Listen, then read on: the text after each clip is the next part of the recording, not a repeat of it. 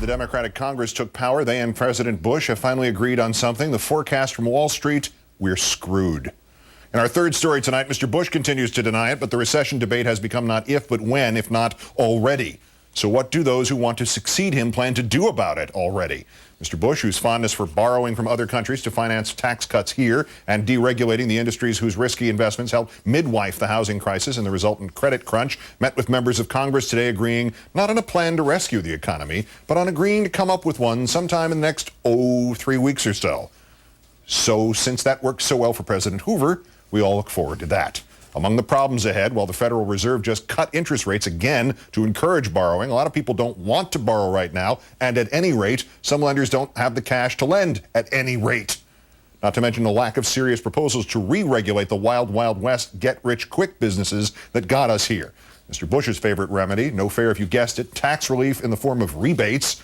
And the presidential candidates? Joining us now to help try to answer that question, MSNBC political analyst Rachel Maddow, whose radio program airs every weeknight on Air America Radio. Good to see you. Hi, Keith. John Edwards was first out of the gate with the stimulus plan. Does he now look like a freaking genius because everybody and the world and the news cycle has come around basically to his point of view? Well, Edwards does benefit as long as we're talking about the economy, because not only was he first on talking about the stimulus package, as you mentioned, but he's also been the populist guy on economics. He's the guy who's been most willing from the very beginning to actually identify bad guys in the economy, to say, let's be patriotic about something other than war, let's be moralistic about something other than sex, let's talk about corporate irresponsibility and corporations that don't serve the people who work for them or the consumers. Let's actually identify un-American bad behavior in the economy, and that kind of, I think, real forceful approach to the issue is going to place him in good stead right now.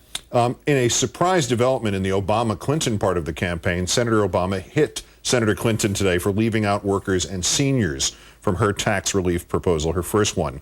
Is that fair, and what, more or less, in understandable terms, is Obama proposing? Well, the stimulus package, which is, of course, my most favorite economic term of all. Yeah, great. The most titillating of all economic terms. The whole idea of a stimulus package is that you want to get money to the people who are definitely going to spend it, who are going to put that money back into the economy. So the idea is to get it to people who don't have extra money, get it to people at the lower end of the economic totem pole. So yeah, criticizing Clinton for leaving out workers and seniors in her plan makes sense in economic terms, that would be the criticism.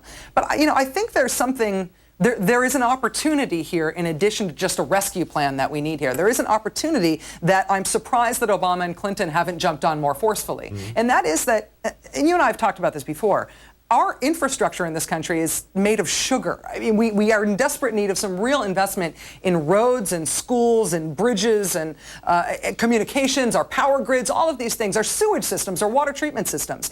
That kind of spending works too, to counter recessions. And you need to talk about getting rebates targeted to people at the lower end of the economic scale, but that kind of spending, that part of the fiscal plan needs to be part of the discussion too.